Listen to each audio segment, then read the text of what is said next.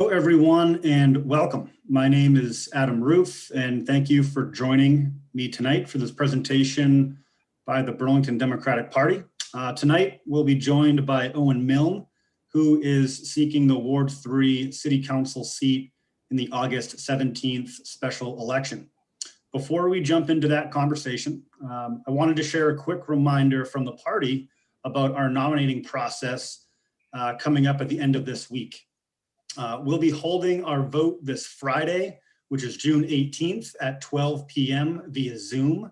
And the link to that meeting will be shared widely on our social media pages, by email, and on our website, which is burlingtondemocrats.com.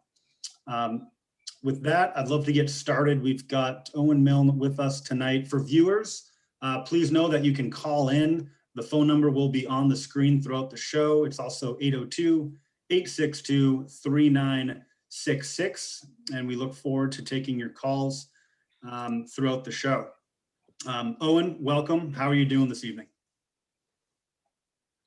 Great. Thanks, Adam, for having me here. Good. I'm glad you're here. You and I have known each other for a few years, so I'm really excited to give you this opportunity to talk more broadly with the Burlington community, those that are viewing here tonight. We'll also save this recording and share it throughout the rest of the week. Let's jump right in. Owen, could you share with us, why are you hoping to run? Why are you running? Thanks, for the audience, and I'm excited about the opportunity to serve Burlington. The reason I'm running is because I've really had the benefit of working closely with Brian Pine over the past few years. I live and work in Ward 3. I'm the executive director at the Community Sailing Center. And over that period of time, Brian has been really helpful to me on things related to traffic in the city and parking, things related to our lease at the Sailing Center. But his service to the community was no more apparent than when he really helped out Ice Cream Bob. I don't know how many of you have met Ice Cream Bob before, but he owns that little creamy stand right down on the waterfront, right next to the Echo Center. He's been there for 18 years, and I'm part of a group of the waterfront, organization leaders and business owners, and he had informed us at one of our meetings that he was going to lose his business because of Amtrak coming into downtown, and despite his efforts to try and engage with City Hall in kind of a collaborative and constructive manner, he got some notification about 60 days before his building was to be demolished by the railroad. And he said to us, he said, "Hey guys, this is it. My business is closed. This will be my last meeting." And I said to Bob in the meeting, I said, don't hang up. Don't quit just yet. Let's give Brian a call. Brian has worked really hard for me before. Let's see, what he can do. And, Ice Cream Bob was like, "Okay, I'll give it one more shot." And I called Brian. I told him about what was going on. And Brian said, "This is unconscionable. We cannot let this be the precedent for how you engage with the city of Burlington." He's been collaborative and constructive and nice. And Brian said to me, "Owen, let me see what I can do." I don't know what magic he worked. I'm guessing he probably called, other members of city council. I'm sure there was probably a few phone calls to Parks and Rec. Public Works, I'm sure, had to get involved. But Brian worked, the type of magic that a city councilor does.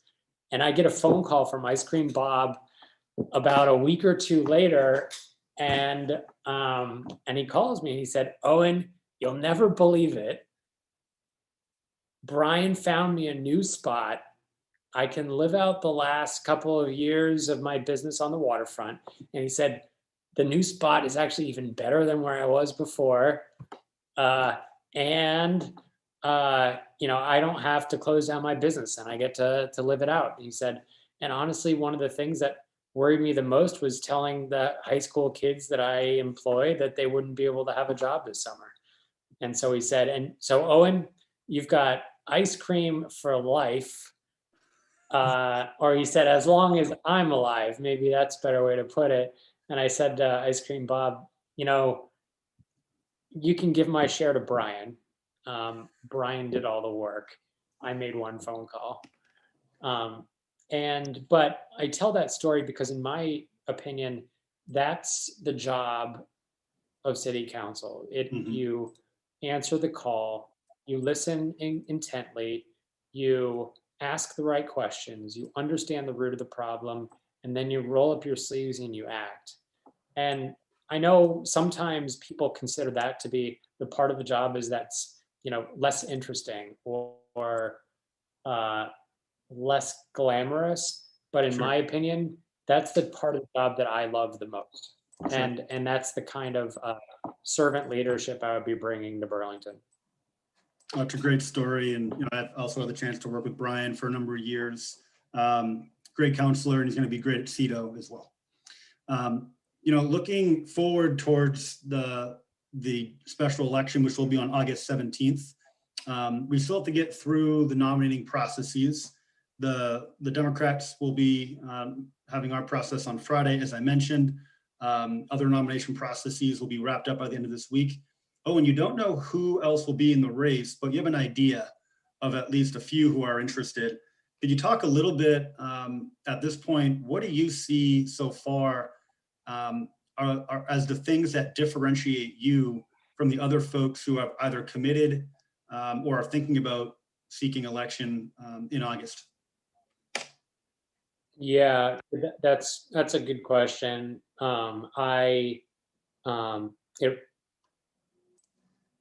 I've spent the better part of my career focused on community leadership. So, I would say my time spent in politics is actually very little, other than when I kind of engage other community leaders and things that intersect with the government. But you know, how that has translated has been into both community service at the local level, as well as some commissioner level service at the statewide level. I've served on the boards of a commissioner for Serve Vermont that oversees AmeriCorps in the state of Vermont. Many of those AmeriCorps programs are here in Burlington. Served on the governor's committee for employment with people with disabilities, and those are both governor appointed positions at the statewide level. Have served on the Lake Champlain Chamber of Commerce, Leadership Champlain, Generator Burlington, which is the makerspace in Burlington. Recently was elected to the board of directors for Vermont State Employees Credit Union. I think one of the things that I'm most proud of in that community leadership has been at Spectrum Youth and Family Services, where I worked to create Detail Works, which was a job skills program that worked for youth in transition to give them job skills in a safe environment. That was one of the greatest challenges that a lot of the underprivileged youth in our community end up running into. As I've kind of interacted and learned more about the other people that have shown interest, I think that's the one thing that I have seen come out most often that I feel kind of proud talking about is that area of community leadership. That would be, I would say, one of the biggest distinctions between me and others. Sure. Thank you for that answer. To get a little bit more specific here, I'm interested to hear more about your passions. We know why you want to run for office. We understand a little bit now more about what differentiates you and the others who are thinking about running. What are you most focused, what are you most passionate about, and how will those passions help you focus on certain policies if you're able to secure the seat and serve Ward 3 as a city councilor? Yeah. So, I tell that story of servant leadership in Brian because that really serves as an underpinning of how I would approach the work of city council on issues. So often, people will have things that they happen to be passionate about personally, and then just run with it straight to city hall.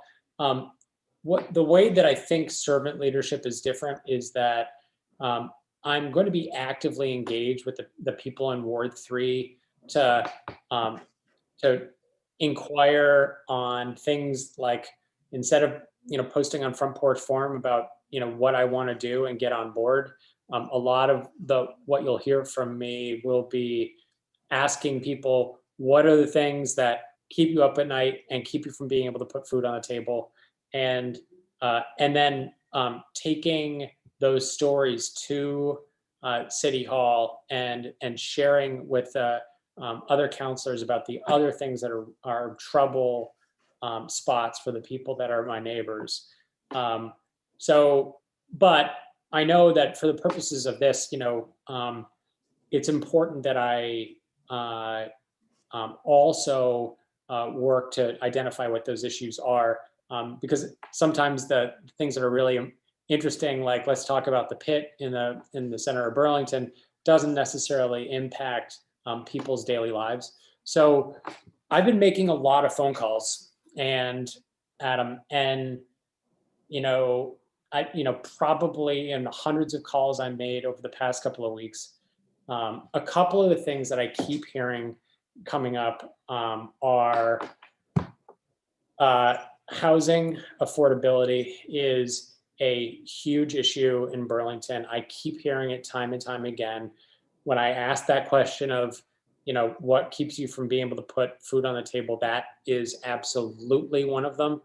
It is not okay that some people are paying 40 or 50% of their income on their rent. So I would say that that's certainly one. The other one that I hear regularly is issues related to substance abuse and mental health. You have to understand, Ward 3 is the downtown of Burlington and most of the Old North End. That's really in the what keeps somebody up at night conversation, because a lot of the issues that we see out on our streets are directly related to substance abuse and mental health. We as a city have spent a lot of time and energy on certain projects in Burlington, and I think it's time to start shifting some of that attention towards what we can be doing for solving for that issue. And then the other one that I see and hear about as well is accessibility in Burlington. I happen to see and hear about that one as well.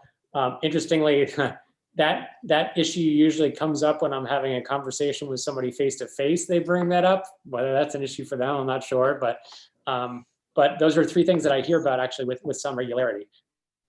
So that's what I'm hearing about so far. I would imagine that that those things will change over time as I start engaging deeper with people in Ward 3. Thanks, Owen. Those are good examples. You brought up housing, substance abuse, and mental health, as well as accessibility. I'd like us to follow up a little bit to talk a little bit more in specifics about housing in Burlington. From the calls that you've done, from the long time of being living in Burlington, working and living in Burlington, what do you see as some of the biggest inhibitors or biggest challenges that we as a community are facing to create new, not just affordable, but quality housing as well? Yeah. So I know that on both sides of this, both the progressive and Democratic side, that there are really good kernels of ideas that I think that need to be sussed out more. This is one of the reasons why I'm actually seeking both party nominations, is because quite often one of the things that I see happen is that there is a good idea that's arising on one side of the aisle, and some of the bias and the challenges kind of impede that from getting fully baked. And again, this is part of the legacy of Brian that I want to carry forward, is that idea of taking some of the kernels of those ideas and then moving them through the process. One of those examples that I would say is things like short-term rentals. Short-term rentals have an impact to the overall volume of housing. Volume of housing impacts the price, and I think that we need to be taking a very good, close look at regulating that short-term housing. But one of the things that trips us up the most in moving through a regulation of short-term rentals is some of those definitions and those issues around who's going to help move something forward. And this is where I feel like my approach in seeking both nominations will send a strong signal to the rest of my counselors that there is someone here who's going to work to get things through and completed and done. Gotcha. We do have a caller. Let's see if the caller has been patched through. Caller, are you with me? Hello, caller. Are you on the air with us? I'm not sure if I can hear anyone. Owen, can you hear anyone on your end? I can't now. I can't. All right. Well, we'll jump back to our questions, and if that caller can get through CCTV, thank you also to CCTV who's helping us produce the show tonight. We'll get back in touch with us, and we will try to patch that caller through. Please do keep calling in. I believe the phone number is on the screen. But we'll jump back in here. One thing that has been, on the front of everyone's mind, well, a lot has been on the front of our minds these days, has been, not just the pandemic. And we had a big announcement this week that the restrictions from the governor's office will be lifted. There's been a lot of focus on what the economic recovery will look like. With your work at the Sailing Center, you see a whole breadth of different types of people, not just in the downtown and waterfront, but throughout the city. What, in your perspective, would the priorities be of the city, and if you are on the city council, for our journey towards an economic recovery as we come out of this pandemic? Yeah, that's a great question. As we look at, economic development in Burlington, I would say that, one of the barriers that we run into, while this may not necessarily seem like an economic development issue, I will tell you that a lot of the things that I hear from people within the business community is that the intersection between social issues and economic recovery are really tight, meaning that people, if we don't address some of the substance abuse and mental health issues, that it actually impedes the willingness for businesses to want to be able to move into and expand in Burlington. I actually consider and see investment in mental health and substance abuse as an economic recovery investment, that finding a way for us to solve for those. And that's investment both in the private sector, but then also exploration in looking at public-private partnerships within the existing social services sector to actually identify ways to do that. I used to serve on the board at Spectrum, and I can tell you that they're right now trying to find real estate in order to open and expand counseling for teens and young adults is one of the things that's a big impediment right now to expansion of those services in Burlington. Can you imagine what it'd be like if we were taking some of this Economic Recovery Act in the city of Burlington and being able to invest and support things on that ground level to help solve for some of those issues? I served on the board of the United Way and oversaw on the Community Investment Committee some of the ways that the United Way was investing and also some of the needs that we were seeing on the ground in Burlington. Mhm. And I can tell you from firsthand that that a little bit of money and investment in those social services in Burlington will go a long way to addressing some of those issues. And I see that as being one of the easiest ways for us to recover from some of those problems. Thanks, Owen. I believe we may have a chance to get the caller back on the line. Caller, you're on the air. Are you with us?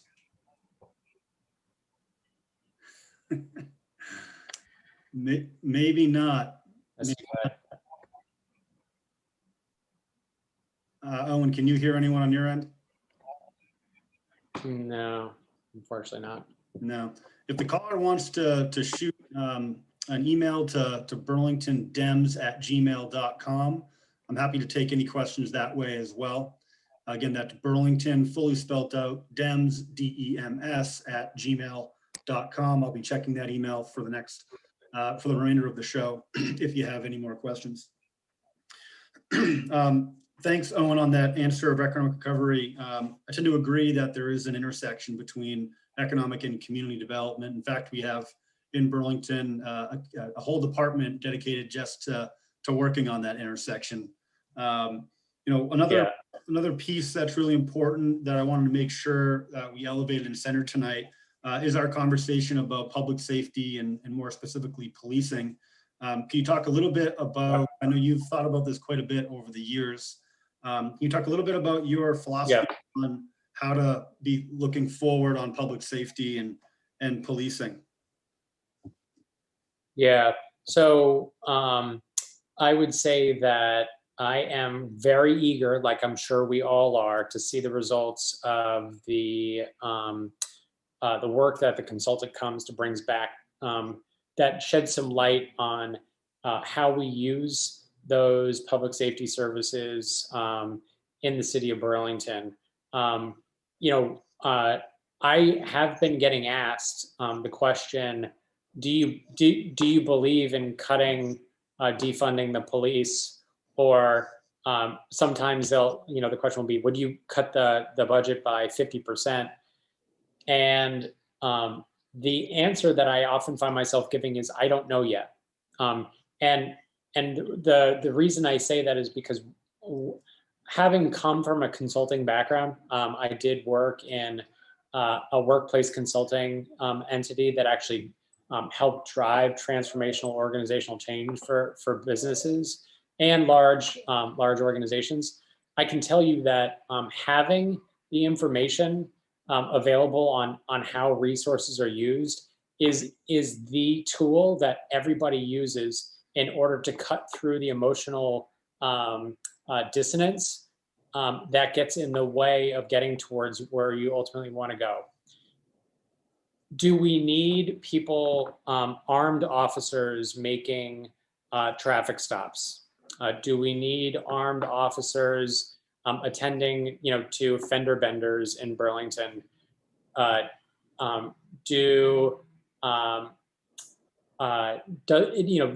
I would say is that oftentimes what we're doing is we're using one individual and having them try and do a cadre of different activities. What I think the information from the report will help us glean is to identify, what does our future public safety department look like, and actually have us better align the resources that we have to the needs that we have in the community. You wouldn't send a SWAT team in every single time somebody has a car accident. It doesn't make sense to have resources misused in that way.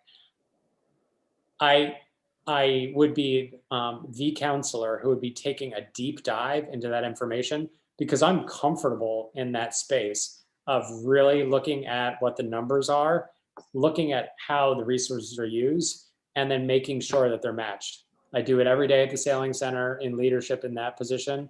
I'd be doing it the same thing in Burlington as well. Gotcha. Thank you, Owen. I'm glad that we got to talk about some specific issues, including not just housing, but public safety, economic recovery, and the intersections that happen with that, and social service side of things as well, including substance abuse. With about 5 or so minutes left, I wanted to give you an opportunity to share anything else that you wanted to talk about, and maybe talk a little bit more, because I know that I find your work at the Sailing Center fascinating. I know a lot of folks sometimes don't know all the work that goes on at the Sailing Center. So I'll give you a few minutes, and I'll tee you up nicely with maybe an opportunity to talk about all the awesome programming that's been going on at the Sailing Center under your leadership. Yeah. Well, you know, you have to be careful never to let an executive director of a nonprofit talk about their own organization, because that will just take up every minute of time that that you could possibly have. Well, that's I think one of the things that I'm really 4 minutes left, so you can take up most of your time. Yeah. I'll talk about the thing that I'm most proud of doing this year. So our board identified that we have to address diversity, inclusion, and belonging at the Sailing Center. We've addressed issues around accessibility and differently abled individuals getting out of the water. We've addressed issues of financial ability to pay and afford and participate. And we've, reduced gender challenges to participation in the sport, but we've never really tackled things related to BIPOC families in our community. So we partnered with the Trusted Community Voices, a group within CEDO, to actually design what a scholarship would look like to provide support to break down those barriers of access to BIPOC families in the community. And the lesson that I learned is that if I tried to do it with our team at the Sailing Center without engaging the Trusted Community Voices, we would have failed miserably, because we just don't have a truly deep understanding of what that's like. And I would say that, as it relates to the way I would approach things in Burlington moving forward, is that we shouldn't be having conversations about race and BIPOC programs and services without actually having people like that at the table, but that's an aside. We worked with them. They helped us understand how to break down the issues around transportation, encouraged us on our marketing materials to make sure we were including a variety of different languages. We made it a long-term 4+ year program rather than just being a 1-year scholarship, so that families know that if my kid loves this, how am I going to pay for it 4 years from now? This is a long-term approach. It's the first of its kind in the sailing industry. Mm-hmm. And as a result, normally we might have 5 or 6 kids a year come from BIPOC families in Burlington. This year, it looks like we might be getting up to 17 or 18 in 1 year. So that's going from 6 to 18 in 1 year. And then the program is designed so that we'll actually pick up another 18 next year. So in 2 years, we'll be going from 6 to 36. And it's a 3-year program, so we might pick another 18 the next year. If we're able to keep the retention, which we're hoping that we can, we would be looking at having one of the most diverse sailing programs in the country, even though the population of Burlington is being, roughly 15% BIPOC. That is one of the this year. Right. And and I guess that gives some insight onto how I might approach things in city council. Sure. Well, thank you for that answer. We are approaching the end of our time. Owen, I know you were chatting right before we came on here that you are active and in the process of setting up your Facebook page and website and all of those ways for people to get in touch with you. And so folks can search on Facebook, maybe not tonight, but tomorrow maybe? Yeah. Owen Mill, and you can get in touch with him and find his website and more information. Again, a reminder, we will be having the Democratic Party's nomination process happening at noon this Friday, the 18th. I encourage y'all to sign in. We'll also be hearing a little bit more from Owen at that time. Owen, thank you so much for joining, and I look forward to talking some more, and good luck with the next couple of weeks. Thank you. Look forward to more. Have a good night. Thanks for watching, everybody. Bye-bye. All right, see ya.